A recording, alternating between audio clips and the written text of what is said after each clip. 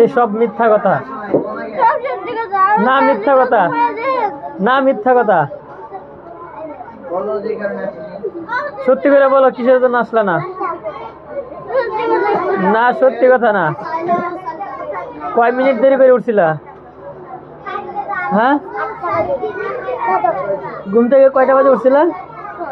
হ্যাঁ, 10টা বাজে। 10টা বাজে উঠছিলা, 10টা বাজে মাদ্রাসায় আসলা নাকি? হ্যাঁ, ও একটা ছাড় তো দে।